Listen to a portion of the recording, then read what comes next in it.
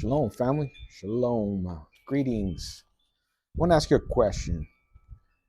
Have you ever wondered how and when the cross of Jesus Christ, the cross of Christianity, came to be, or how or when did the church adopt the cross? I bet you a lot of people don't know. And some people might ask, well, what does it matter? Well, it has a lot to do. It has a lot to do as to why the church is in the condition it is today, and why the church is so fractured, and why so many people are leaving the church. It's because if the root of the tree be corrupted, the fruit, for the most part, if not all of it, will be corrupted. And so let me ask you another question, because this is kind of related. Now, it's in your Bible, but have you ever heard of the Nicolaitans? The Nicolaitans. This is an important word. Why? Because Jesus says he hates the deeds of the Nicolaitans. Now, do you know what the Nicolaitan means? The etymology? Well, let me enlighten you. Nico means to conquer over, and laity or laitans is to conquer over the common people, apart from the liturgical clerical people. Yes, pastors, elders, and all that. So it's the people sitting underneath religious authority. That is who laity is. So basically, the Nicolaitans were people who were conquering the common person, and then putting them under a yoke for personal gain or to control these individuals. Now remember, Jesus says he hates the deeds of these people. And so you can see, if you read a little church history, you'll see how the church came about. And you will see clear as day who the Nicolaitans really are. Let me start with a little bit of history. It is said that in 312 AD, Constantine saw a vision of a bright cross in the sky.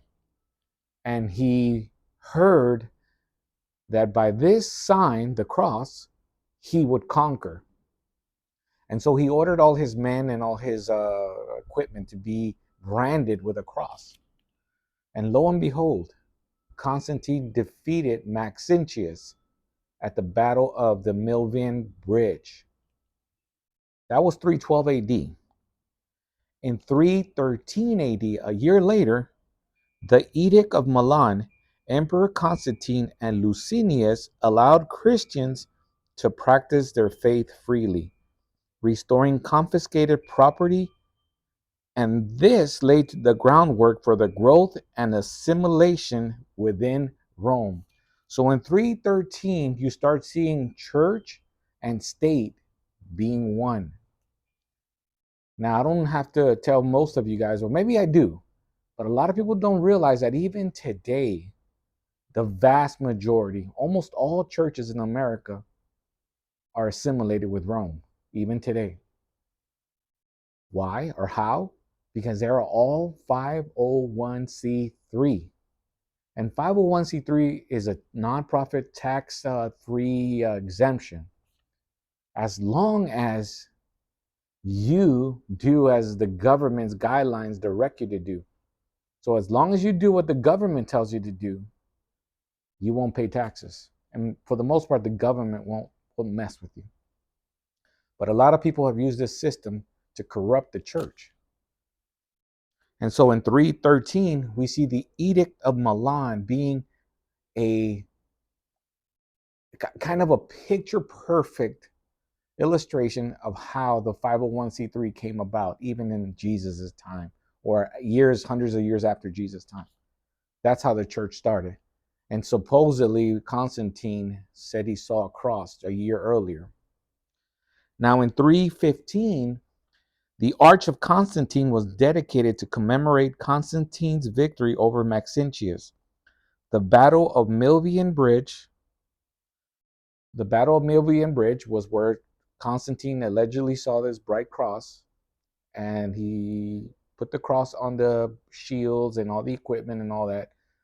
And he said that God had ordained this victory for him. Well, in the Arch of Constantine, there is absolutely no reference whatsoever to any cross. None, zero. And this is very important. The Arch of Constantine stands even today. And there's absolutely no mention of a cross, of Christianity, or any religious, Catholic, or Christian identity whatsoever. You know what? The truth is that the opposite is true. Very pagan, idolatrous images and writings and pictures are on the Arch of Constantine.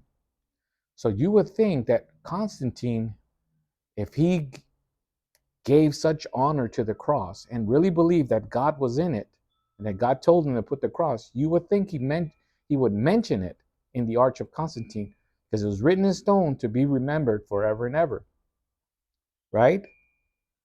And in the Edict of Milan, you would have thought that he would have mentioned that as well, but absolutely no reference whatsoever to Christianity, a cross, or anything like that. But pagan at its very heart was all over that Arch of Constantine in 315. In 325, the Council of Nicaea, which was ordained or convened by Constantine himself, this is where we start getting the Council of Nicaea, the divinity of Christ. Some heresies are destroyed, especially Arianism, which claimed that Jesus was not divine.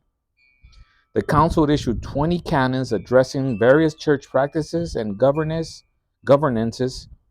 and established the Nicene Creed.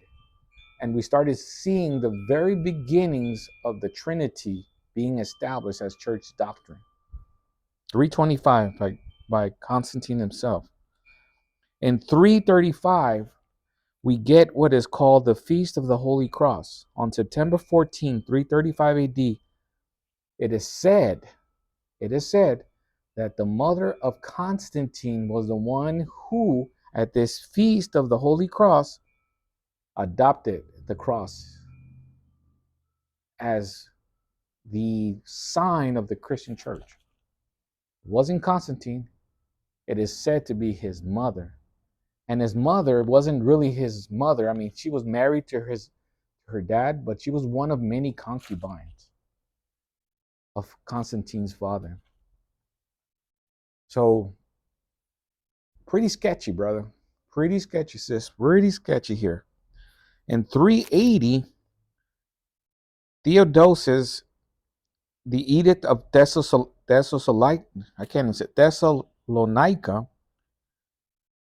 Nicene Christianity was adopted as the religion of Rome. Theodosius, at the Edict of Thessalonica, Nicene Christianity was officially adopted as the Church of Rome, 380 AD. Now you have to understand that this is almost 500 years after the death of Jesus Christ. 500 years. Lots of things can happen within 500 years. Lots can be added, and very many things can be taken away, corrupted. In 397 AD, we get what we consider today maybe the first semi-official New Testament, almost 500 and something years later. Pushing 600 years later, we get a semi-official canon at the Council of Carthage. It isn't until 1522 at the Council of Trent that the church officially adopts what we now have as the New Testament we currently use. 1522. You're talking about maybe 600 years from where we are today, and about 1,000 something years after the death and burial and resurrection of Jesus Christ. Wrap your mind around that. You see what so much things can be corrupted within that time?